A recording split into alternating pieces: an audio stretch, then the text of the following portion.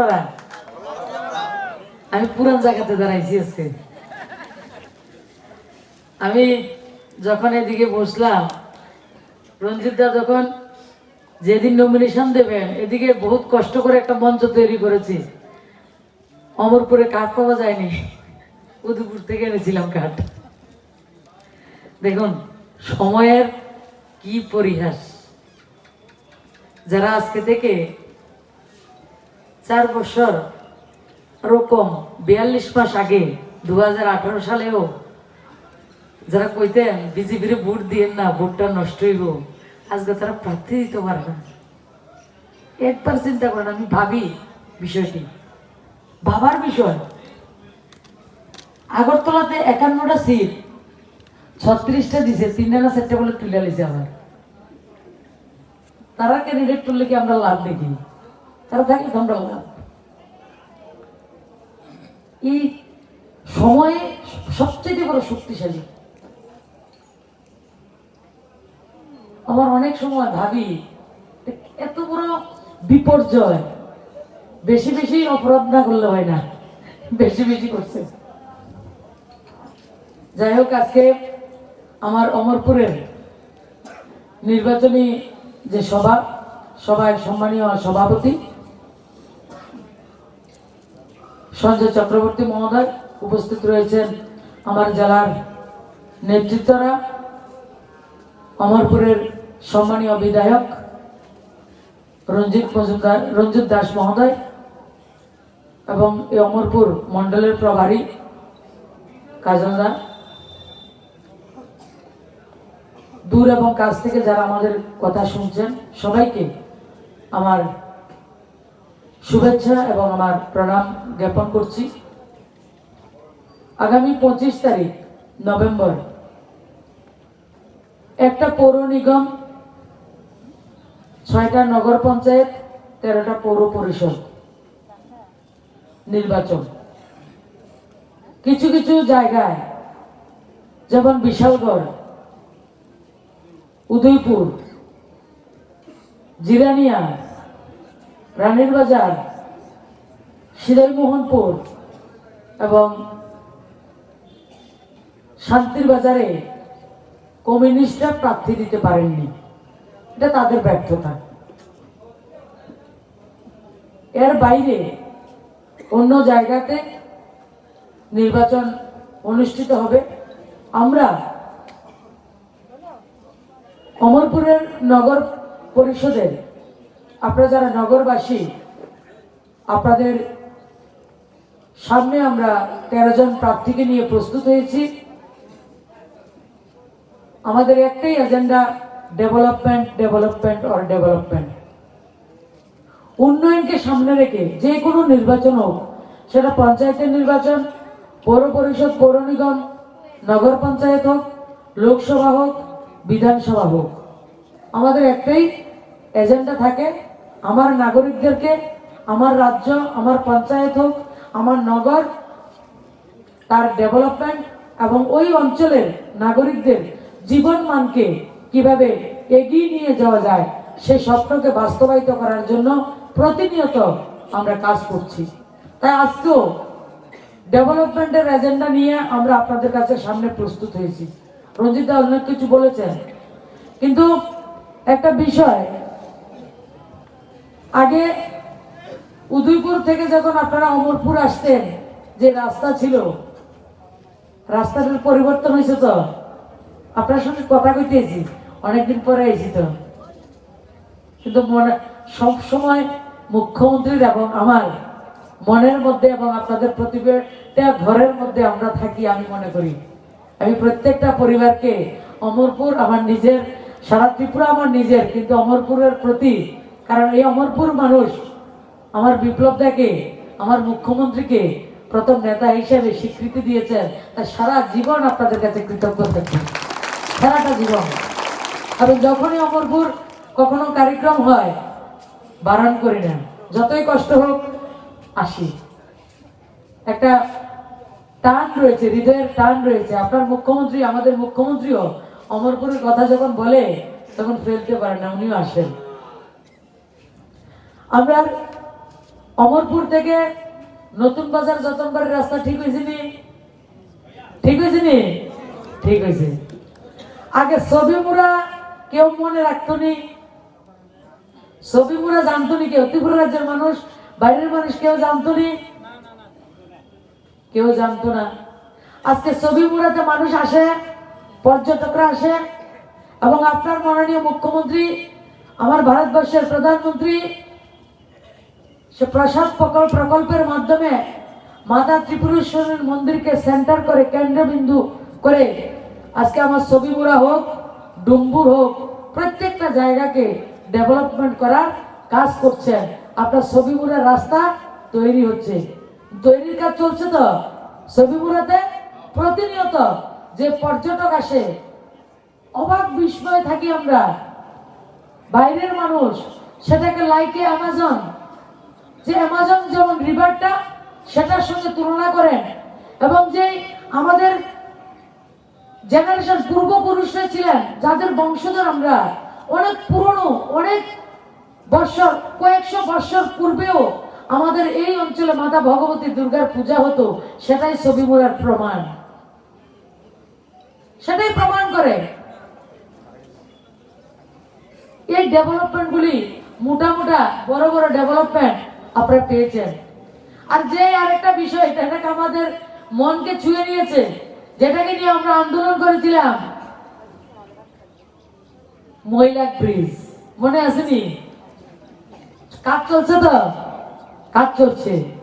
আগামী জানুয়ারির মধ্যে মৈলাক ব্রিজ, আমার অমরপুরবাসীর যে স্বপ্নের ব্রিজ, যে ব্রিজ বানাইতে মানে সরকার শুরু করছে, শেষ পর্যন্ত করতে পারছে না। সরকার শুরু করছে, আমরা সময় শেষ করতে পারছে না। মাননীয় মুখ্যমন্ত্রী এবং রঞ্জিত দা মিলে সেটা আপনাদের পাওনা, আপনাদের অধিকার, আমরা দয়া করিনি কাউকে। আপনার অধিকার অনেক আগেই পাওয়ার দরকার ছিল, সেটা অনেক লেটে হয়েছে। আমাদের হাতে হওয়ার কথা ছিল, যেটা বললাম, সময় সবচেয়ে শক্তিশালী। আজকের দিনে আমরা দাঁড়িয়ে গর্বের সঙ্গে বলতে পারি যে আমার যে প্রধানমন্ত্রী কৃষকদের জন্য কৃষক সম্মান নিধি পাঠিয়েছেন ৬,০০০ টাকা, আমার অমরপুরের সমস্ত কৃষকরা, যারা ত্রিপুরা রাজ্যের ৩,২২,০০০ মতো কৃষক পেয়েছে, তার মধ্যে আমার অমরপুরের কৃষকরা রয়েছে। আমিও কৃষক পরিবারের। ৬,০০০ টাকা পাননি আপনারা? পাইছেন তো কৃষকের অ্যাকাউন্টে? আমার কৃষকরা যে ধান, আমি নিজেও ভাবিনি কখনো সরকার ধান কিনতে পারে। আমরা গৃহস্থ মানুষ, এক মন হিসাবে ধান বিক্রি করি। আপনারা কি হিসাবে বিক্রি করেন? মন হিসাবে 40 কেজি এক মন আমরা বিক্রি করি। এক মন ধান 400 টাকা বিক্রি করতে পারলে এত খুশি আমরা। ধান বিক্রি করার মার্কেট ছিল না আমাদের, কখনো 400 টাকা, কখনো 360 টাকা। কৃষকরা জমি করা বন্ধ করে দিয়েছিল। কৃষক শ্রমিকের নাম করে কমিউনিস্টের বন্ধুরা লড়াই চাই, লড়াই করে বাঁচতে চাই। কৃষকের উৎপাদিত ধানের মূল্য ন্যায্য হারে কেন্দ্রীয় সরকারকে দিতে হবে, নাইলে সংগ্রাম চলবে, সংগ্রামে চলছে। গৃহস্থ সব জমিতে রাস্তা তুলে নিছে, গৃহস্থী বন্ধ হয়ে গেছে। আমাদের সরকার আসার পরে 2018 সালে আগস্ট সেপ্টেম্বর মাস থেকে ডিসেম্বরে প্রথম ধান বিক্রি শুরু। কত? 1750 টাকা। খেয়াল আছে তো? প্রথম কিস্তিতে আমরা ধান বিক্রি করছি, সরকার কিনছে 1750 টাকা। সিপিএম এর নেতারা কইতো, আরে ধান কার কাছে বেচো? নেতা নাই, আমরা তো নেতা না, তোমরা পরে ধানের টাকা পাইতে না, কার কাছে যাবে? মানুষের এমনি ধমকাইছে, বিভ্রান্ত করছে। মানুষ শুনছে না। ধান বিক্রি করছে 3 দিনের মধ্যে আমার কৃষকের অ্যাকাউন্টে 1 কুইন্টালের ধানের দাম 1750 টাকা অ্যাকাউন্টে খর করে আইছে, পাঠাই দিছে। 1 টাকাও কারোর কাছে ধন্যবাদ দিতে হয়েছে না। নেতারা চুপচাপ, আওয়াজ বন্ধ। কারণ মিশা কথা কোনের তো একটা লাইন থাকতে হইব। এখন পর্যন্ত প্রত্যেক বছরে 2 বার করে আমার অমরপুর সহ গোটা রাজ্যের কৃষকরা ধান সরকার কিনে এমএসপির মাধ্যমে। এই বছর কত টাকা বিক্রি করবেন কুইন্টাল জানেননি আপনারা? প্রত্যেক বছর বিক্রি ধানের দাম বেশি হয়। আমার অমরপুরের নাগরিকরা সবচেয়ে বেশি কৃষক, গর্ব হয়, ভালো লাগে। আমরা মানুষকে আর যেটা আমার প্রধানমন্ত্রী বলে, কৃষক হচ্ছে আমাদের অন্নদাতা, কৃষক হচ্ছে আমাদের শক্তিদাতা। আগের নেতারা বক্তব্য ভাষণে বলতেন কৃষক ছাড়া দেশ বাঁচে না, আর একমাত্র প্রধানমন্ত্রী যেটা অটল বিহারী বাজপেয়ী শুরু করেছেন, আমার মাননীয় প্রধানমন্ত্রী মোদীজি, কৃষকের ধান এমএসপির মাধ্যমে এই বছর এই ডিসেম্বর মাসে আপনারা ধান বিক্রি করবেন। সরকার কিনবো 1 কুইন্টাল 1940 টাকা, 1 কুইন্টাল 1940 টাকা, প্রায় 770 থেকে 80 টাকা এক মণ ধান। কল্পনা করতে পারেন? ভালো লাগে। আমার অনেক সময় আমার বাবাকে আমি খুব মিস করি। বাবা দেখলে যদি 70-80 টাকা এক মণ ধান বিক্রি হতো, এত খুশি হতেন। আমার কৃষককে আয়কে দ্বিগুণ করার যে সংকল্প নিয়ে মাননীয় প্রধানমন্ত্রীজি 2014 সালে যাত্রা শুরু করেছেন, আজকে ত্রিপুরা রাজ্যের কৃষকের আয় প্রায় দ্বিগুণ করে দিয়েছে। ধান বিক্রি করতে পারি আমরা, আর কৃষক সম্মান নিধি প্রতি বছরে আমরা 6000 টাকা পাই। আমরা যারা 1000 টাকা করে আপনারা পাইছেন তো? কথা কইতেছি, পাইছেন তো আপনারা? পাইছেন? আমার কোন এই মঞ্চে যারা নেতারা আছে, কর্মীরা আছে, তারা গিয়া কইছেনি তোমার ব্যাংকের বইটা আমার দিয়ে লাও, পার্টি বিষয় নিয়ে টাকাটা জমা হইব, আমরা পার্টি বিষয় 500 রাখতাম, 500 তোমরা পরে লয়ে যাইও। কইছেনি? কইছেনি? কইছে না তো? কিষাণ সম্মান নিধি 6000 টাকা আইছে।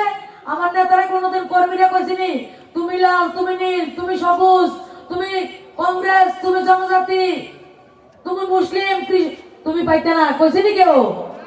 6000 টাকাতে কেউ টাকা আনছেনি আপনাদের কাছ থেকে গিয়া? আনছে না। আমার প্রধানমন্ত্রী এবং আমার মুখ্যমন্ত্রী একসঙ্গে অমরপুর সহ গোটা ভারতবর্ষকে এগিয়ে নিয়ে যাওয়ার জন্য, আমার মুখ্যমন্ত্রী ত্রিপুরাকে, প্রধানমন্ত্রী ভারতবর্ষকে এগিয়ে নিয়ে যাওয়ার জন্য কাজ করছেন। মাননীয় মুখ্যমন্ত্রী কোভিডের সময়, সেকেন্ড কোভিডে প্রত্যেক গরিবের পরিবারে 1 প্যাকেট খাবারের প্যাকেট, একটা খাবারের ব্যাগ পাঠাইছে তো মা, সবার মারে পাঠাইছে তো আমার মারারে। প্যাকেটের মধ্যে কি? মসুরির ডাল, ইঞ্জিন সরষের তেল, মশলাপাতি, সয়াবিন, ডাল, চাল, তো চাল, পেঁয়াজ আর আলুটা অনেক সময় দিতে পারেনি, সেটা ডিবিটি করে আপনাদের অ্যাকাউন্টে 42 টাকা না 44 টাকার মতো একটা দিয়ে দিয়েছে। হ্যাঁ, 116 টাকা। 1000 টাকার খাবারের 116 টাকা আলু পেঁয়াজের দাম আপনাদের অ্যাকাউন্টে। কারণ কিছু অসাধু ব্যবসায়ী সে আলু পেঁয়াজের দাম বৃদ্ধি করে দিল, তার জন্য দেওয়া সম্ভব হয়নি। সিপিএম এর নেতারা এইবার কৃষক সম্মান নিধি পাঠাও, ধান কিনো, 1000 টাকা অ্যাকাউন্টে পাঠাইছো, উজ্জ্বলা যোজনা ফ্রিতে গ্যাস দো, স্বচ্ছ ভারতে ঘর দো, সব তো ঠিক আছে। এবার 1000 টাকার খাওয়ানোর প্যাকেট পাঠাইছো, এবার বিজেপিরে পাইছি সেবে একবারে পরিষ্কার। এবার খামারে এত ধরুন বিজেপির কিনা ডাল চাল যত আছে দোকানতে চুরি করে, মানে চুপে চুপে আর কি, চুরি চুরি চুপকে চুপকে মানুষের বাটকারা, ফাল্লি বাটকারা নিয়ে মাপা আরম্ভ করছে। কিনে মাপে জানেননি, নিজের অভ্যাস তো চুরির অভ্যাস আছিল, লুটের অভ্যাস আছিল। বিজেপির কার্যকর্তারা কোনো 2 কেজি ডালে 1 কেজি কমাই রাখছে। তারা তো সব দিল্লিতে 100 টাকা আইলে 95 টাকা নিজের লেগে, নিজের উন্নয়ন, 5 টাকা আমাদের উন্নয়ন। এরপরে যদি 5 টাকা লাগে বেশি বার্গেনিং করেন, আরো বেশি দিতে 5 টাকাও দেয় না, এটা লইয়া পাকে। এই রাজনীতি তো করছে এতদিন। চাল মাপছে, ডাল মাপে, তেল মাপে, লবণ কোনো বাইর করে রেখে দিছিনি, দেখছে এইটাও কাজ হয়েছে না। আমরা গ্রাম বাংলা একটা কথা আছে, কোনো বুদ্ধি খাটে না ঘর পুরার কাছে। এ হয়েছে সিপিএম এর বুদ্ধি, কোনো বুদ্ধি আর কাজ হইতেছে না। এই কোভিডের সময় যারা উজ্জ্বলা যোজনা গ্যাসের কানেকশন দিচ্ছে আমার মায়েরা, তাদেরকে 3 মাস 500 করে 1500 টাকা যে সিলিন্ডার কেনার পয়সার ব্যবস্থা করেছেন। যারা জনধন যোজনা অ্যাকাউন্ট করেছেন আমার মায়েরা, প্রত্যেকের অ্যাকাউন্টে মহিলাদেরকে, ত্রিপুরা রাজ্যের 70% মহিলা অ্যাকাউন্ট করেছেন জনধনে। 7 লাখের মধ্যে 5000 টাকা, 500 টাকা করে 3 মাস 1500 টাকা অ্যাকাউন্টে দিয়ে দিয়েছে। একজন ভারতীয় জনতা পার্টির কার্যকর্তাও কাউকে দিয়ে বলেনি আমাদেরকে 5 টাকা 50 পয়সা চাঁদা দিন, এটাই পরিবর্তন। এই জন্যই আপনারা সরকার পরিবর্তন করে আপনাদের প্রিয় সরকার, রাষ্ট্রবাদী সরকার দিল্লিতে এবং রাজ্যতে প্রতিষ্ঠিত করেছেন। এটাই পরিবর্তন। গত 14 তারিখে মাননীয় প্রধানমন্ত্রীজি 1,47,805 জনকে ঘরের ব্যবস্থা দিয়েছেন। সেটা 1,59,000 ছিল, 1,59,000। কেন হয়নি? 22,000 একটু বাকি রয়েছে, জিও টেকিংটা বাকি। জিও টেকিং হয়ে যাবে এর মধ্যে, তাদেরকে দিয়ে দেওয়া হবে। সিপিএম এর নেতারা রাস্তাতে না কয় সুপে সাপে কি ঘর তো আমরা লিস্টি করে দিছিলাম, কয়নি আপনারা এই কথা? আজ দেখতে যাই ধরবেন ঠিক মতো। আমি কইতে আছি 2011 সালে জনগণনা সেন্সাস আদমশুমারি, 10 বছর পর পর জনগণনা হয়, আদমশুমারি সেন্সাস হয়। 2011 সালে সেন্সাস, 2021 সালে সেন্সাস হয়নি কোভিড এর জন্য। ওই সেন্সাস অনুযায়ী আপনার প্রধানমন্ত্রী 2014 সালে ক্ষমতায় এসে বলেছেন কৃষকদের আয় দ্বিগুণ করবেন 2022 মধ্যে। ভারতবর্ষের প্রত্যেকটা নাগরিক অমরপুর থেকে শুরু করে দিল্লি পর্যন্ত যাদের কাঁচা ঘর রয়েছে, যাদের রোজগার বছরে 3 লক্ষ টাকা থেকে 1 টাকা কম, তাদের প্রত্যেককে পাকা বাড়ি নির্মাণ করে দেবেন। সেটা আমার আপনার সবার প্রধানমন্ত্রীর বক্তব্য ছিল। সেই অনুসারে 2014 সাল থেকে উনি ঘর দেওয়া শুরু করেছেন। কমিউনিস্টের বন্ধুরা স্বপ্ন দেখতেন দিল্লিতে মোদী এসে ত্রিপুরা রাজ্যে সারা জীবন তাদের সরকার থাকবো, এটাই তাদের স্বপ্ন ছিল। তার স্বপ্ন এটাই দেখতেন। 2014, 15, 16, 17, 18 5টা বছর কমিউনিস্ট সরকারে ছিল। দিল্লি থেকে প্রধানমন্ত্রীজি আমার এই অমরপুর থেকে গোটা রাজ্যের জন্য যতটা ঘরের ব্যবস্থা দিতেন, সিপিএম এর নেতারা কইতো ঘর লাগতো না, আপনার কাছে যাইতো, যাই কইতো ঘরের গন্ত হয়েছে বাড়িতে থাকিস। কারে কইতো? সিপিএম এর নেতারা সিপিএম রে কইতো বাড়িতে থাকলে বাড়িতে যায়, কত তো বিট ফাঁকা হয়ে গেছে, তুই তো বড় লোক, ঘর পাইতি না। কইছে নি মনে করেন? এত তাড়াতাড়ি ভুলে দেন না সিপিএম এর অত্যাচার। সিপিএম অত্যাচার শুধু আমরা বিজেপি করছে, কংগ্রেস করছে, কোম্পানির ক্ষমতা রাখছে। তারা বাড়িতে যেয়ে যেয়ে কইতো তোর বাড়ির মধ্যে কালার টিভি, ঘর পাইতি না। তোর ছেলে তো মোটরসাইকেল চালায়, তুই বড় লোক, ঘর পাইতি না। তোর বাড়ির মধ্যে ফ্রিজ আছে, ঘর পাইতি না। কইছে নি কোন? কইছে তো আপনারা বলে ঘর পাইতেন না। আসলে আপনারা ঘরটি না দিবার লাগিয়া সিপিএম ঘর কারে দিছে? যার দরকার আছে তারে ঘর দিছে না, যারে সিপিএম এর দরকার তারে ঘর দিছে। যারে সিপিএম এর দরকার কার ঘর কাটছে? পার্টির বিষয় বইয়া বইয়া যারা মাদার গাঁও যায় ফেলাইয়া মানিক সরকার এবং কোম্পানিরে ক্ষমতা রাখছে পঞ্চায়েত থেকে পার্লামেন্ট পর্যন্ত। এই সিপিএম এর মহিলা নারী সমিতি বলেন, ডিওয়াইএফ বলেন, আর ঘনকর্মী সমিতি বলেন, মজদুর সংগঠন বলেন, প্রত্যেকটা গরিব মানুষের ঘর একবারে চাইনিজ ছুরি দিয়ে টক টক করে কাটছে পার্টি বিষয় বইয়া বই। আর আজকে আমার যারা কার্যকর্তা মাননীয় প্রধানমন্ত্রী যখন সবকা সাথ সবকা বিকাশ সবকা বিশ্বাস একবার বলেন, আমার কার্যকর্তারা 10 বার বলেন। আজকে আমি গর্বিত, আমি আনন্দিত, আমি আপ্লুত। আমার কার্যকর্তারা আমার প্রধানমন্ত্রী সবকা সাথ সবকা বিকাশের কথা যেভাবে বলেছেন, প্রত্যেকটা কমিউনিস্টের পরিবারে ডেকে ডেকে গরিব দেখে দেখে ঘরের ব্যবস্থা করে দিয়েছেন। আগামী দিন এই 1,59,000 ঘরের পরেও আরো 70,000 ঘর আপনাদের দেবের সরকার, আপনাদের স্বপ্নের সরকার। যে স্বপ্নটা দেখতেন, কি স্বপ্ন ছিল? আমি ভোট করি, আমার জনপ্রতিনিধি নির্বাচন করি, আমার জনপ্রতিনিধি আমার খোঁজ রাখবে, আমার খবর করবে, আমার সুখে দুঃখে আমার কাছে থাকবে। এই স্বপ্ন আমার যুবকরা দেখতো, আমার মায়েরা দেখে, আমার কৃষক, শ্রমিক, ব্যবসায়ী সবাই এই স্বপ্নটা দেখে। কিন্তু কখনো সেই স্বপ্ন বাস্তবায়িত হয়নি। মোদীজির নেতৃত্বে যখন দিল্লিতে 2014-তে সরকার হয়েছে, তখন থেকে আমরা বুঝতে পেরেছি ধীরে ধীরে যে না, আমাদের রাজ্য ভারতীয় জনতা পার্টির সরকার দরকার রয়েছে। আর আমাদের স্বপ্নগুলি, যে স্বপ্নটা আমরা দেখতাম সরকার আমাদের, আমরা সরকারের অংশ, সেই স্বপ্নটাকে বাস্তবায়িত হবে। আপনার প্রধানমন্ত্রী সে স্বপ্নকে বাস্তবায়িত করেছে, আপনার মুখ্যমন্ত্রী সে স্বপ্নকে বাস্তবায়িত করেছে। কোভিড চলছে, আমার আপনার প্রধানমন্ত্রী ভারতবর্ষের এই অমরপুর সহ গোটা ভারতবর্ষের 80 কোটি ভারতবাসীকে 5 কেজি করে মাথা পিছু চাল 15 মাস, এই নভেম্বর মাস পর্যন্ত পাইছেন তো আপনারা? 5 কেজি করে চাল পাইছেন তো? সবাই 5 কেজি করে চাল। আমার রেশনের ডিলাররা অনেক সময় বলে চালটা তাড়াতাড়ি নিয়ে গেলে ভালা, কেন? ওই জায়গা নাই আমার দোকানে। এমন চাল প্রত্যেকটা মা, কাউকে বলতে হয় না। আর কি অধিকার? আর মোদিজি আমার গরিব মায়েদেরকে, আমার গরিব পরিবারকে একটা বুড়া আঙুলে সাপ দিছেনি, একটা রেশনে গিয়ে এটা লাগান লাগেনি। এটা হচ্ছে অধিকার। এটা লাগাইলে তোমার চাল তুমি নিবা, 1 মাস পরে যাও, 2 মাস পরেও যাও, মা তোমার চাল তুমি পাইবা। আগে সিপিএম এর ডিলাররা কি থাকতো তো 2 দিন আগে বিকালে তো চালটা শেষ হয়ে গেছিল। কেরোসিন লেগে গেলে 3 দিন আগে আসছিলেন নাকি রে? চিনি তো এর আগে শেষ।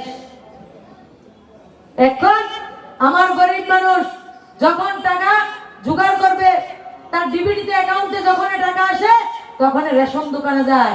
মাস শেষ, বছর শেষ, সব শেষ, কিন্তু গরিবের চাল শেষ করার ক্ষমতা কোন ব্যক্তির নাই। এই ক্ষমতা মোদিজি আমাদেরকে দিয়েছে। মাত্র বুড়াঙ্গলে ছাপ দিবেন, আপনার চাল আপনি পাইবেন, আপনার ডাল আপনি পাইবেন, আপনার লবণ যতদিন পরে যাবেন আপনি পাইবেন। এই অধিকার কে দিছে? আপনার প্রধানমন্ত্রী দিচ্ছে। এই অধিকার আপনাদের অধিকার। আমরা এমন অধিকারে স্বপ্ন দেখতাম, এটাও কি সম্ভব? আজকের দিনে অনেক মা কয় আর 6 বছর 7 বছর নেতার বাড়ি ঘরে গেছি, একটা ঘরের লাগিয়া, একটা ল্যাট্রিনের লাগিয়া পাইছি না। বিজেপির কর্মীরা কি জানি কয়, ঘর হইয়া কয় মাসি জল পাইবা, কাগজপত্র দাও, মাসি ঘর পাইবা, কাগজপত্র দাও। মাসি খাওয়ানোর প্যাকেট পাঠাইছে বিপ্লব কুমার দেব, 1000 টাকা, এটা রাখো, তোমার অ্যাকাউন্টে 1000 টাকা ঢুকছে, এটা নিয়ে আইও। মাসিরা, মারা, বাবা, কাকা, জেঠা, ওই অদ্ভুত সরকার রে বাবা। এটা কিটা? আগে তো মিছিল করতে করতে জান শেষ হয়ে যেত, এরপর কিছু হইতাম না। ওকে তো মিছিল করানো লাগে না, বলো হয় না আমার বাড়িতে। এটাই পরিবর্তন, এটাই সরকার। এই সরকারটা আপনারা স্বপ্ন দেখতেন। কিছু কিছু মানুষ আবার এইটার আবার ব্যাপক ফায়দা তোলে, ও ঘর বইয়া পায়। আস্তে আস্তে অভ্যাস হইব। দেশে আবার যেমন সরকার আইব, আস্তে আস্তে অভ্যাস হয়ে যাইব। বহুত দিনই মিছিল করছে, মিছিলের অভ্যাস ছুটতে আসছে না, কিটা করবেন?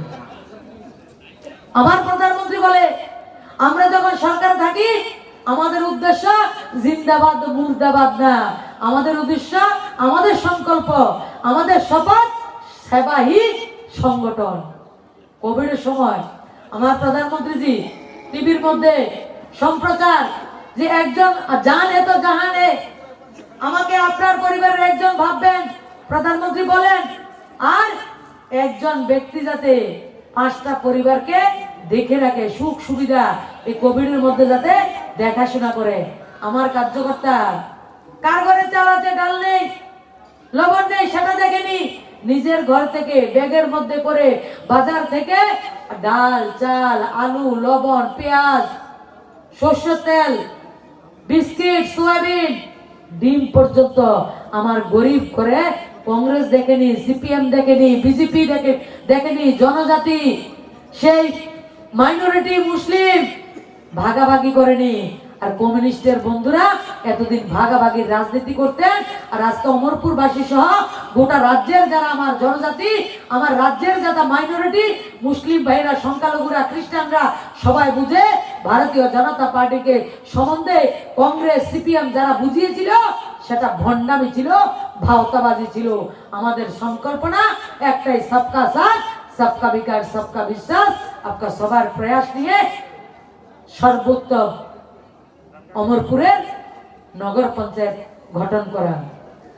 আমাদের সরকার আসার পরে নগর পঞ্চায়েতে 27 দিনের টুয়েপের কাজ ছিল, স্টেট গভর্নমেন্ট করেছে।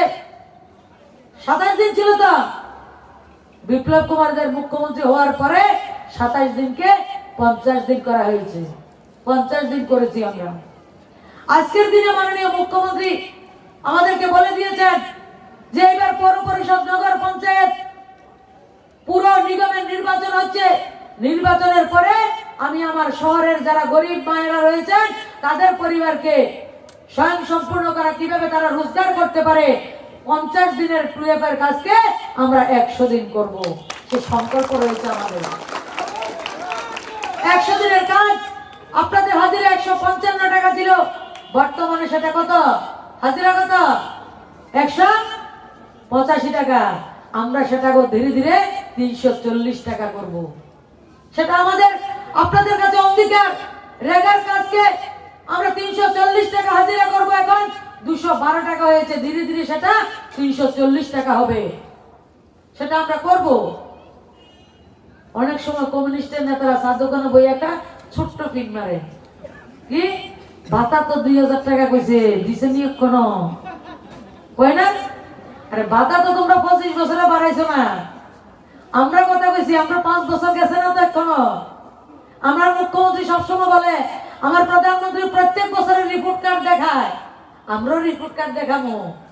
2022-এর ডিসেম্বরের মধ্যে আমার যারা অভিভাবকরা রয়েছেন, মায়েরা আমার অভিভাবকরা রয়েছে, প্রত্যেককে আমরা 2000 টাকা ভাতা করব। আজকেও আমি আপনার সামনে সেই অঙ্গীকারে আবদ্ধ হচ্ছি এবং সেই অঙ্গীকার আমাদের মনে রয়েছে। 2 বছর কোভিডের মার সবার উপরে এবং সবাই একসঙ্গে লড়াই করে কোভিডকে প্রতিহত করেছি এবং থার্ড ওয়েভের জন্য আমরা সবাই এমন ভাবে আমরা প্রিপারেশন নেব, থার্ড ওয়েভকে আমরা আসতে দেব না। অনেক স্বজন আমরা হারিয়েছি। আজকে নগর পঞ্চায়েত অমরপুরের বিভিন্ন জায়গায়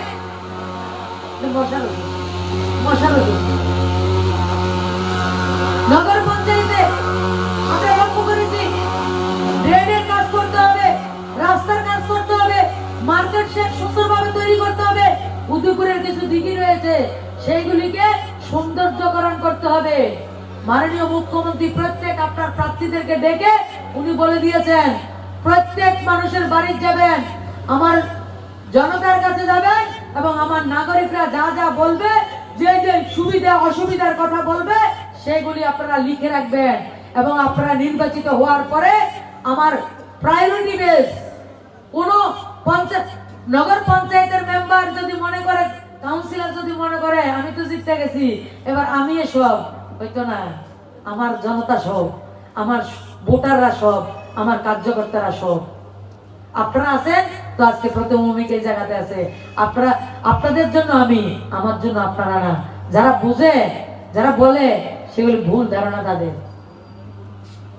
কি আপনারা যদি বলেন ড্রেনের দরকার, আমার রাস্তার দরকার, ইলেকট্রিফিকেশনের দরকার, সজল দ্বারা জলের প্রকল্প চলছে প্রত্যেকের বাড়ি বাড়িতে।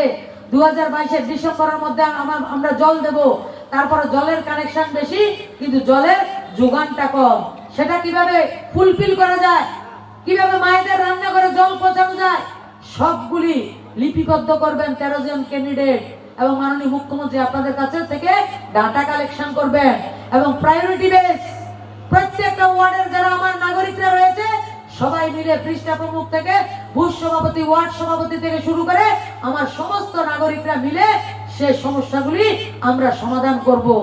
সিপিএরা মাল কি আছিল, মারা গেলে তো পার্টি অফিসে যান, ডেথ সার্টিফিকেটের লেগা, জ্বর হইলে পার্টি অফিস, বিয়ে ঠিক হইলে পার্টি অফিস, স্বামী স্ত্রী ঝগড়া হইলে পার্টি অফিস, মা পুতে ঝগড়া হয়েছে কই পার্টি অফিস, বাড়ির পাড়া পড়শি ঝগড়া হয়েছে কই পার্টি অফিস, শ্রাদ্ধ হয়েছে তো পার্টি অফিস।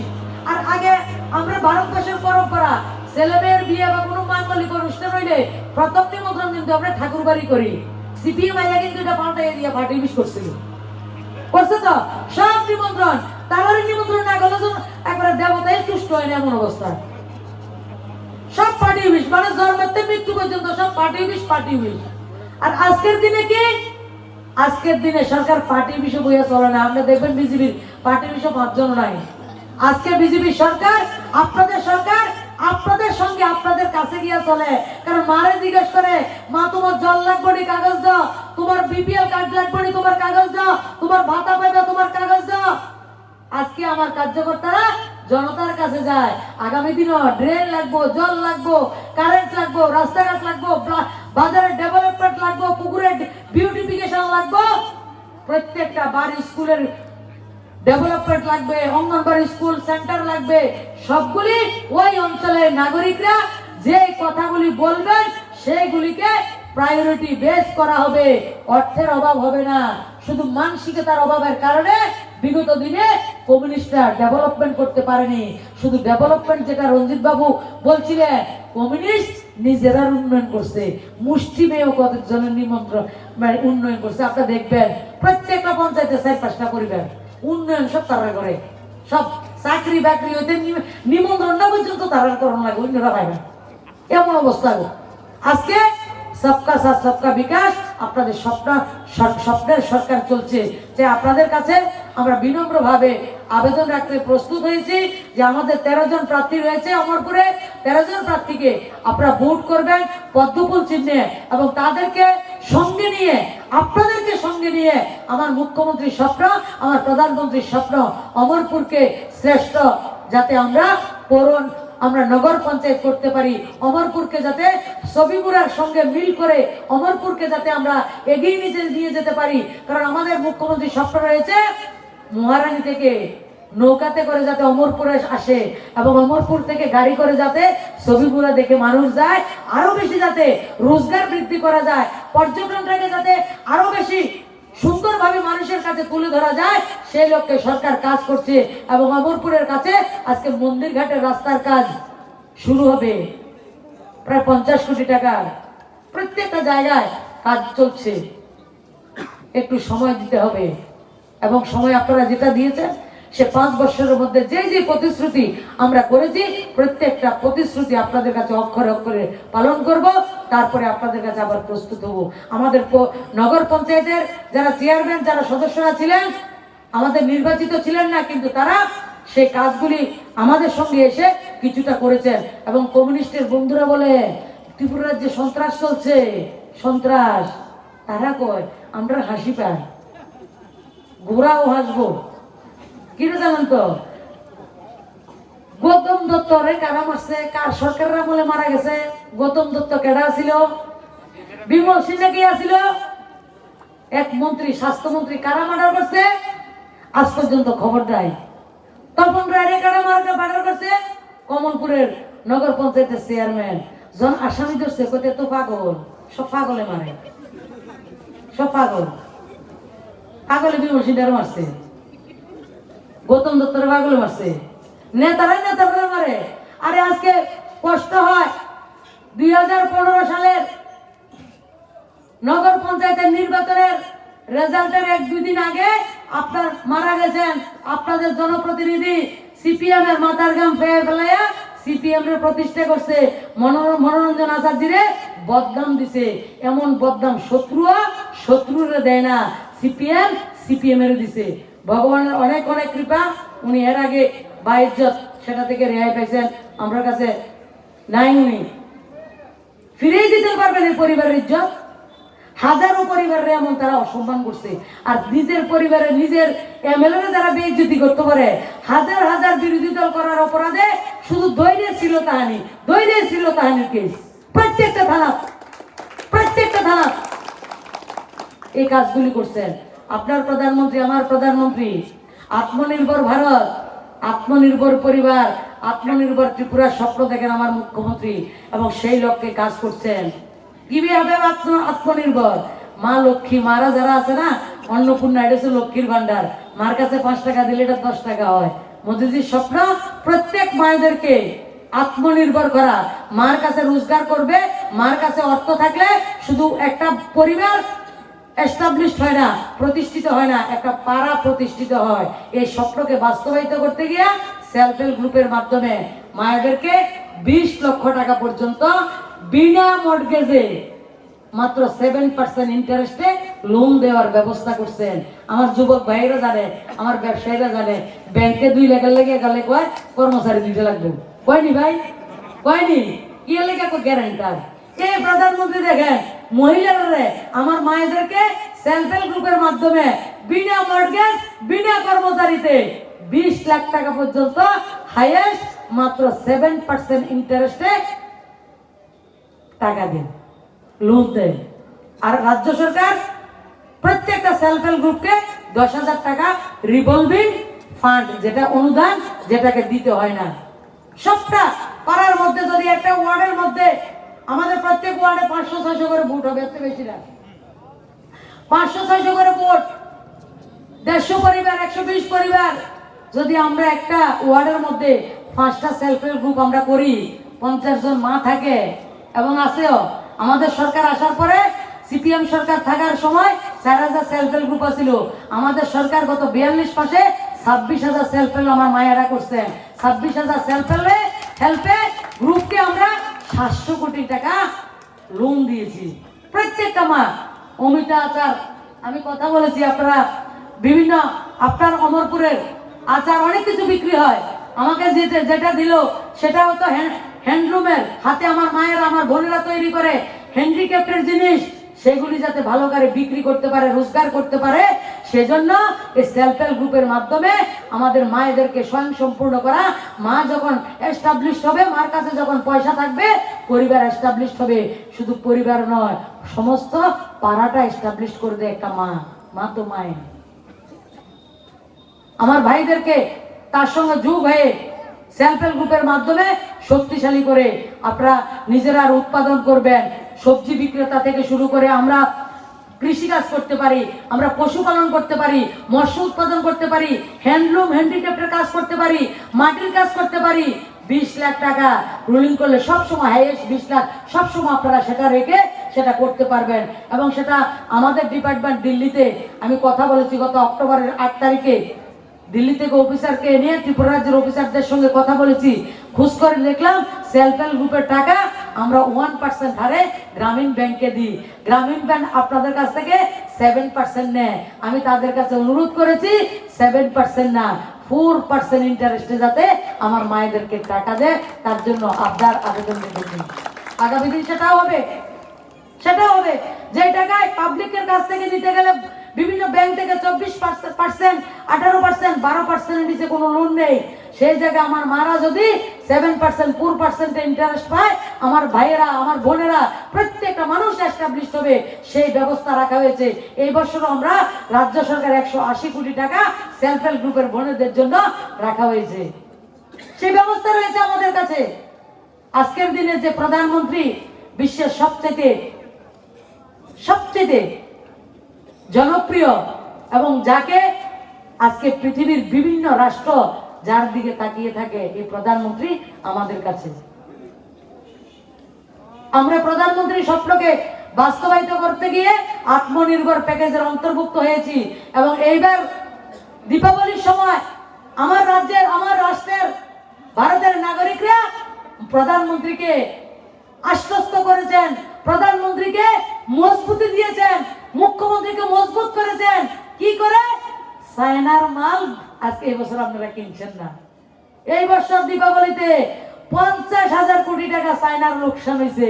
ভারতবর্ষের মানুষ, অমরপুর থেকে গোটা ভারতের মানুষ চায়নার 50,000 কোটি টাকা লোকসান করে দিছে। শুরু হয়েছে, মাত্র শুরু হয়েছে। 2024-এর মধ্যে দেখবেন উল্টা গিনতি শুরু হয়েছে। চায়না একবারে পরিষ্কার জায়গা নিয়ে আইব। এবছর G20 মিটিং এ মোদিজি গেছে, চায়নার রাষ্ট্রপতি গেছে না, ভার্চুয়ালি অ্যাটেন্ড করে। আর কয়েকদিন পরে দেখবেন গর্তের বাইরে তো না। এই অবস্থা করব কারা? করব আত্মনির্ভর ভারতের আমার যুবকরা, আমার মায়েরা, আমার শ্রমিক, আমার কৃষক, আমার দেশের নাগরিকরা 50,000 টাকা এক বছরে ঝটকা দিয়ে দিছে। আর এই বছর দীপাবলিতে সবচেয়ে বেশি বিক্রি 1,25,000 টাকা বিক্রি হয়েছে। সবচেয়ে বেশি দেশীয় উৎপাদন। আমার মায়েরা, আমার বোনেরা, আমার কৃষক, আমার যুবকরা যে উৎপাদন করে, সেই উৎপাদন এই বছর ভারতবর্ষে বেশি বিক্রি হয়েছে। আত্মনির্ভর ত্রিপুরা, আত্মনির্ভর ভারতের স্বপ্ন ধীরে ধীরে আমরা বাস্তব করতে যাচ্ছি। আমরা আত্মনির্ভর হব, পুরা রাজ্য আত্মনির্ভর হবে। আর ত্রিপুরাকে আত্মনির্ভর না করে ভারত আত্মনির্ভর হবে না। রঞ্জিতদা বলেছেন ফরেন্সিক ইউনিভার্সিটি, আপনারা খবর নিয়ে দেখবেন 2008-9 সালে ভারতবর্ষের বর্তমান প্রধানমন্ত্রী গুজরাটের মুখ্যমন্ত্রী ছিলেন। উনি গুজরাটে ফরেন্সিক ইউনিভার্সিটি গান্ধীনগরে প্রতিষ্ঠা করেছেন। ভারতবর্ষ নয়, পৃথিবীর কোনো জায়গাতে নেই। আজকে গুজরাটে করাপশন ফ্রি, ক্রাইম ফ্রি। গুজরাটে যদি একবার বোমা মারছে দ্বিতীয়বার আর যায় না, মানে সারা হয়তো না, বেড়ে লাগবো এই সিস্টেম ফরেন্সিক ইউনিভার্সিটি। তো সেদিন থেকে স্বপ্ন দেখতাম যদি কোনোদিন সুযোগ হয় এইভাবে যে আপনারা সুযোগ করে দিবেন সেটা ভাবছিলাম না, কিন্তু সুযোগ হয়েছে। কথা কইছি, মুখ্যমন্ত্রী সহযোগিতা করছেন এবং মাননীয় অমিত ভাই এবং আমার মাননীয় প্রধানমন্ত্রী ত্রিপুরাকে এত ভালোবাসে। এবছর 2টা ফরেন্সিক ইউনিভার্সিটি করছেন, 2টার মধ্যে একটা আমার ছোট্ট ত্রিপুরা, আমার স্বপ্নের ত্রিপুরা, আমার রাজ্যের যুবকদের জন্য, রাজ্যের অর্থনীতিকে এগিয়ে নিয়ে যাওয়ার জন্য 50 একর জমির মধ্যে আগরতলার পার্শ্ববর্তী একটা জায়গা জারুল বাজায়, সেই জায়গা হবে ইলেকশনের জন্য। নতুবা নভেম্বরের 21 তারিখ অমিত ভাই তার ভূমি পূজন করতেন। এবছরে ক্লাস শুরু হচ্ছে পুরান বিএড কলেজের ক্যাম্পাসে, তার ক্যাম্পাসে ক্লাস শুরু হবে। পাশাপাশি সেই জায়গায় বিল্ডিং তৈরি হবে, ফরেন্সিক ইউনিভার্সিটির বাড়ি নির্মাণ হবে। উড়িষ্যা থেকে উত্তর পূর্ব ভারতের, পূর্ব ভারতের সমস্ত স্টুডেন্ট এই জায়গাতে পড়াশোনা করবে। উড়িষ্যা থেকে সমস্ত উত্তর পূর্ব ভারতের বিএসএফ বলুন, সিআরপিএফ বলুন, পুলিশের যারা রয়েছে তারা এই ফরেন্সিক ইউনিভার্সিটিতে এসে ট্রেনিং নেবে। উড়িষ্যা থেকে পুরো পূর্ব উত্তর ভারতের সমস্ত যারা জাস্টিস আছে, যারা জাস্টিস, তারা এই জায়গাতে ট্রেনিং নেবে ফরেন্সিক ইউনিভার্সিটিতে। এটা হচ্ছে ভারতের কথা। আর বাংলাদেশ থেকে পুরো সাউথ ইস্ট এশিয়া, যারা মায়ানমার, শ্রীলঙ্কা, নেপাল, ভুটান যতটা রাষ্ট্র রয়েছে সেই রাষ্ট্রগুলি ত্রিপুরা রাজ্যে আসবে। বর্তমানে আমি সবাইকে বলি 3টা পলো টাওয়ার লাগবে, এইভাবে মানুষ আইব ত্রিপুরা রাজ্যে। একটা অদ্ভুত বিষয়, একটা অদ্ভুত একটা ইউনিভার্সিটি আমার মুখ্যমন্ত্রী, আমার প্রধানমন্ত্রী, আমার স্বরাষ্ট্রমন্ত্রী অমিত ভাই শাহ আমার রাজ্যের মানুষকে দিয়ে দিয়েছেন। আগে যদি এমন ইউনিভার্সিটি, বাপরে বাপ, নামে তো শোনে না কেউ। ইউনিভার্সিটি আবার দানবেস্তান বাজার নাই, কিন্তু ইউনিভার্সিটি চাই আবার রেগার বাতার বাইরে আমরা জানানোর অধিকারে আসিল না আগে। এখন ইউনিভার্সিটি স্বপ্ন দেখি। আজকে ডুম্বুরে কিছুদিন আগে হেলিকপ্টারের যে বেস সেটাকে উদ্বোধন করা হয়েছে। আজকে আমরা মাতার বাড়ির ভব্য মন্দির নির্মাণের স্বপ্ন দেখি। 87 কোটি টাকা খরচা হবে। এই বছরে প্রায় 38 কোটি টাকার কাজ শুরু হয়েছে। এইভাবে স্বপ্ন দেখি আমরা এবং সবাই কথা বলি, সবাই নিজের অধিকারের জন্য বলতে থাকি। এই অধিকারটাকে এইভাবে সরকার পরিবর্তনের জন্য পেয়েছি। সর্বোপরি এই সরকার আমাদেরকে আত্মমর্যাদা দিয়েছে। এই সরকার সন্ত্রাস থেকে আমাদেরকে রক্ষা করেছে। এই সরকার আমাদেরকে স্বাধীনতা দিয়েছে। এই সরকার আমাদেরকে বাঁচার অধিকার দিয়েছে। যদি এই সরকারটা না আসতো, আমরা যারা মঞ্চে আছি মনে হয় না কতজন বাঁচতাম। আর 2018 থেকে যে সন্ত্রাসটা শুরু হইতো, এখন পর্যন্ত ত্রাসে চলতো, সন্ত্রাস থেকে শুধু ত্রাস চলতো। আমরা নির্বাচনও দেখতাম না, কোনো কিছু দেখতাম না। যারা নিজের পরিবারের লোকরে ছাড়ে না, তারা আমরা করতে ছাড়বো।